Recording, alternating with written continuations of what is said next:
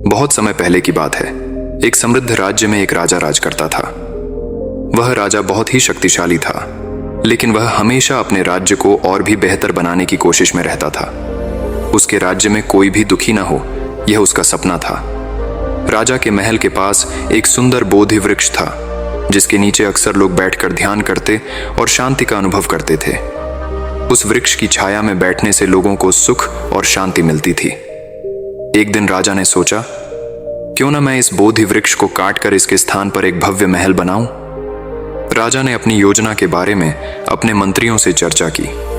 सभी मंत्री राजा के हाँ में हाँ मिलाने लगे, क्योंकि वे राजा को नाराज नहीं करना चाहते थे।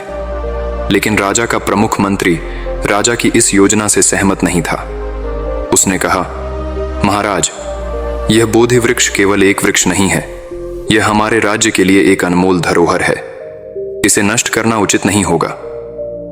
राजा को प्रमुख मंत्री की बात अच्छी नहीं लगी, लेकिन उसने कोई जवाब नहीं दिया और अपनी योजना पर काम शुरू कर दिया।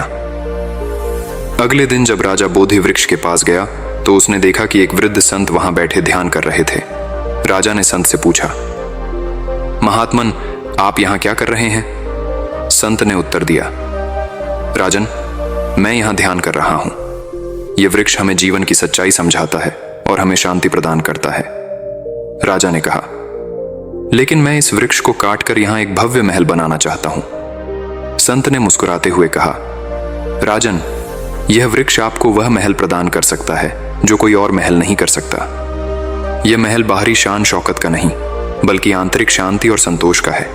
यदि आप इसे काट देंगे तो आपके राज्य के लोग इस शांति से वंचित हो जाएंगे। राजा ने संत की बात पर विचार किया और उसे समझ में आया कि असली सुख और शांति बाहर की चीजों में नहीं, बल्कि भीतर की शांति में है। उसने अपनी योजना को रोक दिया और बोधि वृक्ष को उसी तरह रहने दिया। राजा ने अपनी प्रजा के लिए ध्यान और योग का आयोजन किया, ताकि वे भी आंतरिक शांति प्राप्त कर सकें। धीरे धीरे राज्य में सुख और समृद्धि आने लगी, क्योंकि लोग भीतर की शांति और संतोष को समझने लगे थे। राजा को संत के शब्दों से गहरी प्रेरणा मिली और उसने यह तय किया कि वह अपने राज्य को शांति और खुशहाली का आदर्श उदाहरण बनाएगा। इसके लिए उसने अपनी राजगद्दी को छोड़कर साधारण वेश में राज्य का भ्रमण करने का निर्णय लिया, ताकि वह स्वयं अपने लोगों की समस्याओं को समझ सके और उन्हें सही समाधान दे सके। राजा का पहला पड़ाव, राजा सबसे पहले एक छोटे से गांव में पहुंचा, जहां उसने देखा कि एक किसान अपनी फसल की बर्बादी से बहुत दुखी था। किसान ने राजा से कहा, मेरी पूरी मेहनत बेकार चली गई। मैं अब अपने परिवार का पालन पोषण कैसे करूंगा? राजा ने किसान को सांत्वना दी और कहा, प्रकृति हमें सिखाती है कि हर पतझड़ के बाद वसंत आता है। तुम्हारी मेहनत कभी व्यर्थ नहीं जाएगी। हमें अपने प्रयासों को जारी रखना चाहिए और धैर्य रखना चाहिए। राजा ने गांव वालों की सहायता के लिए एक योजना बनाई, जिससे वे मिलकर काम कर सकें और अपनी खेती को फिर से शुरू कर सकें। धीरे धीरे किसान और गांव वाले फिर से खुशहाल होने लगे। राजा का दूसरा पड़ाव, राजा अपनी यात्रा में आगे बढ़ा और एक ऐसे व्यक्ति से मिला जो हमेशा चिंताओं में डूबा रहता था। वह व्यक्ति हमेशा भविष्य की चिंता में रहता और वर्तमान को नजरअंदाज करता था। राजा ने उसे एक शांत स्थान पर ले जाकर कहा, तुम्हारी चिंता उस धुएं के समान है जो तुम्हारे जीवन को धुंधला कर रही है। ध्यान और आत्मनिरीक्षण के माध्यम से तुम इस धुएं को हटा सकते हो। राजा ने उस व्यक्ति को ध्यान और प्राणायाम सिखाया, जिससे वह अपने मन को शांत कर सके और वर्तमान में जीना सीख सके।